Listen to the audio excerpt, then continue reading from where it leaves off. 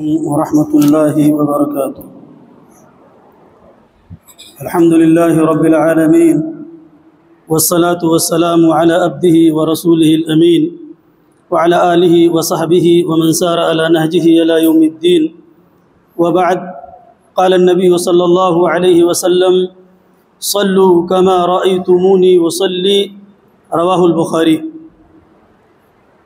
محترم سامعین کرام اور عزیز طلباء، آج میرے درس حدیث کا موضوع ہے تشہد میں بیٹھنے کا مسنون طریقہ۔ نماز ارکان اسلام کا ایک اہم ترین رکن ہے۔ نماز معراج کا تحفہ ہے۔ نماز ہمارے نبی اکرم جناب محمد رسول اللہ صلی اللہ علیہ وسلم کی آخری وصیت اور نصیحت ہے۔ نماز دنیاوی اور اخروی کامیابی اور کامرانی کا ضامن ہے۔ اتنے اہم فریضے کی ادائیگی میں ہم مسلمان انتہائی غفلت اور سستی کے شکار ہیں۔ ہم مسلمانوں کا ایک بڑا طبقہ نماز نہیں پڑھتا ہے، مسجدوں سے دور ہے، اور اللہ نے جنہیں توفیق دی ہے وہ اپنی نمازوں کا اہتمام نہیں کرتے، بلکہ منمانی اور مسلکی نماز پڑھتے ہیں، جبکہ مطلوب نماز محمدی ہے، ارشاد نبوی ہے: صلوا کما رأیتمونی وصلی، نماز تم ایسے ہی پڑھو جیسے کہ تم نے مجھے پڑھتے ہوئے دیکھا ہے۔ افسوس ہے کہ آج ہمارے بعض نمازیوں کو تشہد میں بیٹھنے کا مسنون طریقہ معلوم نہیں ہے۔ 2 رکعت یا آخری رکعت کے بعد التحیات اور نبی پر صلاۃ درود ابراہیمی بھیجنے کے لیے جو بیٹھا جاتا ہے اسی کو قعدہ یا تشہد کہتے ہیں، اور اس کی 2 قسمیں ہیں: پہلا قعدہ یا پہلا تشہد، آخری قعدہ یا آخری تشہد۔ اگر قعدہ کے بعد تیسری رکعت کے لیے اٹھا جاتا ہے تو اسے پہلا قعدہ یا پہلا تشہد کہتے ہیں، اور پہلے تشہد میں بیٹھنے کا مسنون طریقہ یہ ہے کہ نمازی اپنے بائیں پیر کو زمین پر بچھا کر بیٹھ جائے اور دایاں پاؤں کھڑا رکھے، جیسا کہ حضرت ابو حمید سعدی رضی اللہ تعالی عنہ سے مروی ہے، اور امام بخاری رحمۃ اللہ علیہ نے اس حدیث کی تخریج کی ہے، اور اسی کو حدیث میں افتراش کہا گیا ہے۔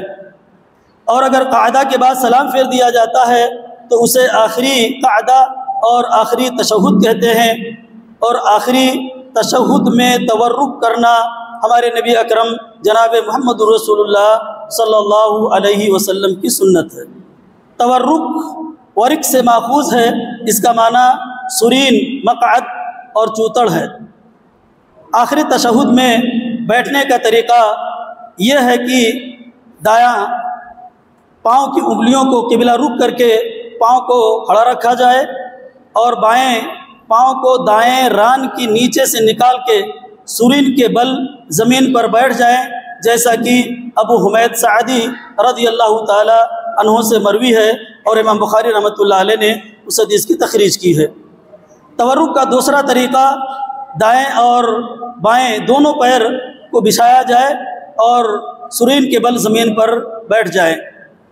تورک کا تیسرا طریقہ یہ ہے کہ دایاں پاؤں کو کبھی کھڑا رکھا جائے اور کبھی بچھا لیا جائے، اور بائیں پیر کو دائیں ران اور پڈلی کے درمیان رکھا جائے، جیسا کہ حضرت عبداللہ بن زبیر رضی اللہ تعالی عنہ سے مروی ہے، اور اس حدیث کی تخریج امام مسلم نے اپنی کتاب صحیح مسلم میں کی ہے۔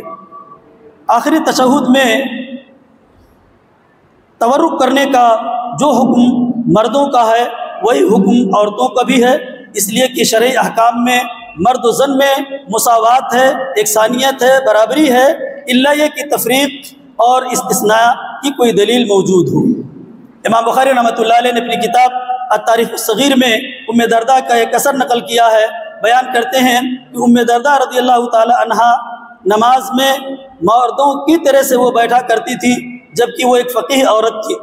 اسی طرح سے ارشاد نبوی صلوا کما رأیتمونی وصلی، یہ حکم عام ہے، مرد عورت دونوں کو شامل ہے، اس لیے عورت بھی آخری تشہد میں ایسے ہی تورک کرے گی جیسے کہ مرد کرے گا۔